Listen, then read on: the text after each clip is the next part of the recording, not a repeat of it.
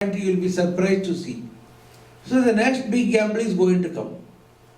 See, all of you, maybe somebody referred you to me, or you would have thought, okay, let me take a calculated risk, let me go to him, and then you would have started coming to me.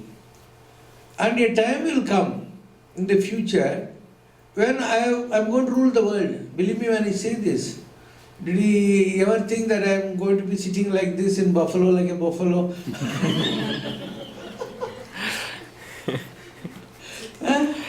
It has already happened. It is happening. A time is coming soon when I'm going to rule the whole world spiritually.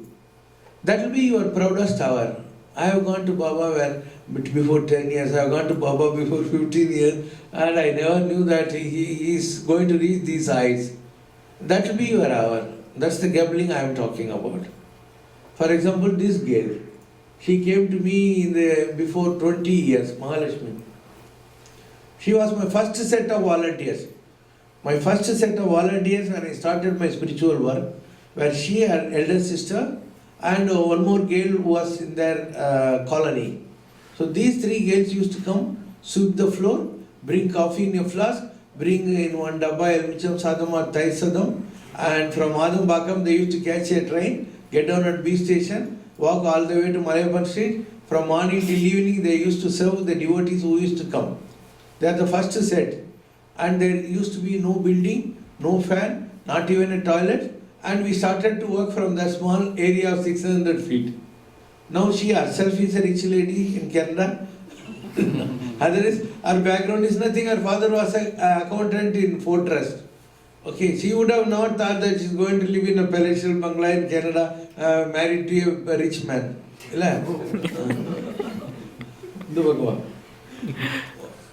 So she will tell you how we all started. And now it is her proud moment. Because she never thought I am going to reach where I am today. She would not have thought that I am going to establish a Kelambakam which is so prosperous today. She would not have thought. She worked with me when I had 600 square feet of dungeon. Now I don't even know how much I have. 65 acres I have got. Shankaram Shiv Shankaram. 21 years முன்னாடி நான் பாபா கிட்ட வந்தேன். So, you want me to talk in English? Yeah, okay. So, it's okay. So, I came August 24, 1992 to Baba. So, that was my birthday actually. So, it is quite memorable for me because from then my life started actually. I might have been 18 years old, but I don't think I ever lived that 18 years because after I met Baba, that was the life, the wonderful life he gave us. And my father was working for Madras Port Trust as assistant superintendent there, and he used to tell me from 1991 that I have to take you to a person, you have to get his blessings, you should see him and all that. But he never took for 1 year. So one fine day I told him, you have been telling me for 1 year, more than 1 year, you never took me. So why do you talk about that person? Then we went somewhere. I was trying to get a job, so I was attending one interview in Egmore. Then from there he said, okay, we'll go to Paris Corner. I said, what is there in Paris Corner? He said, no, you come, I will take you. He never told me that he's going to take me to him. So I went there. And from the entrance, it is a very small place, not even this size. No, maybe 1/4 of this place. So from there, he is calling us. My father's name is Vaidyanathan. He said, Vaidyanathan, come here. So we went inside. Lots of people were waiting there, actually. So we went there and he talked to me. He said, okay, he asked my name. I said, Mahalakshmi. You will always be like Mahalakshmi, he said. So I smiled at him because nobody ever told us like that. So I just smiled at him. Then he pulled a chair next to him and he asked me to sit there. So I said, I never knew that, to respect any Mahans or Sadhu Sannyasi because I have never seen one. So he said, sit, I sat like this. And my father said, put your leg down. So then I said, okay, he's an elderly person, probably he's telling because of that. Then I put my, he asked me, what will you drink? Would you like to have some Fanta or coffee? My father politely said, I will have a coffee, Papa. I didn't know that he spends from his own pocket. No, for all the people who come there, he give them food or coffee or anything. So I coolly said, I will have a cool drink, Baba. So he got me a cool drink. But these things came to our mind only when we started serving him there. I won't even say serving him. We tried to do something. So that time we know when he's writing accounts, he is spending his money for entertaining people there, and he used to feed people. So we felt bad. Oh, hey, why he should spend money?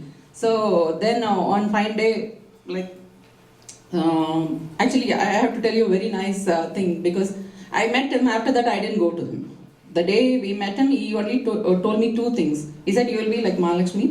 And when I said cool drink, my father was staring at me, and he said, "No, Atiti Devo Bhava. So whoever comes to you, you should treat them well and with a smiling face, having no hard feelings in the heart." So I learned two things from him that time. Then I didn't come. It means any guts is God. Yeah, anybody who comes to you is God. So I learned two things from him, and I didn't come. Then after that, the next year, for Chitra Paurnami, my sister and my father went for Giri Pradakshinam with Baba. So when she came back, she was telling all odd things, which to Thiruvannamalai, and she said he was lying down somewhere, and I went and I tried to sit next to him, and I asked him, "Can I press your feet?" And he said, "Okay, I'm not tired," he said, but I said, "Can I do?" And because we used to do it to our father at home. So sometimes when he's tired, he will call us and say, "Press my legs," and we'll massage his legs and all that. So she has done like that, and she experienced some kind of energy passing through. And it was like a shock. She didn't talk after that for a while, and when she came home, it was like 5 o'clock in the morning. She's waking me up to say all these things. So I was half asleep that time, and she's telling me all these things. I said, "Cool down, have a cup of coffee, we will talk it over." Then I asked her what really happened. She said, "We went around, Baba was talking to everyone. He was explaining about the Thiruvannamalai and its the kind of rishis and mahans who live there, and it is really blessed to go around the mountain and all that." And she said, "Ma, you have to take me somehow to him." I said, "How can I? Because we are not allowed. We are 3 daughters in the family, and very conservative family, so we cannot ask permission from my father to go out." So I said, "How can we go?" She said, "I don't know what you will do. You have to take me." So for the first time, I lied at home, saying that I'm going to Madras University. I have to apply for something, and I took my sister. We don't know the address. We had no contact or anything. But my sister had so much of faith. She said, "If he knows that I'm coming, he will take me." With that one word only, we left the house. With whatever 20 rupees we had, we bought the ticket, and we went. We got down in beach station, and we were walking through. So we went to Manadi. Then from there, Lingichedi Street. Then from there, wherever we are going, we don't even know where we are walking.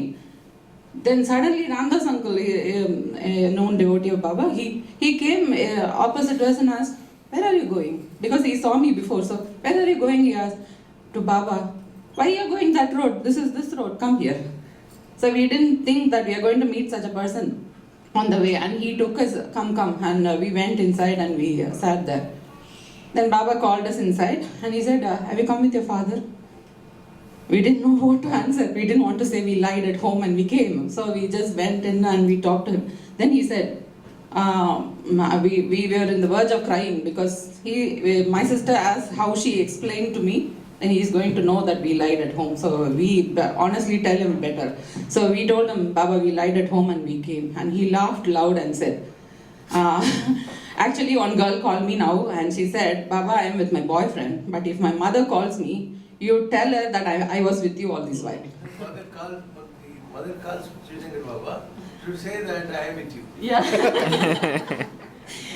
But at least you people lied at home only to come and see me. I am happy that way, that kids are like this. Then there was some crowd and he asked, I went out and said, "Okay, you wait for a while, we will eat." We didn't know he is going to get. Then he called Ramdas uncle, he said, "You get food."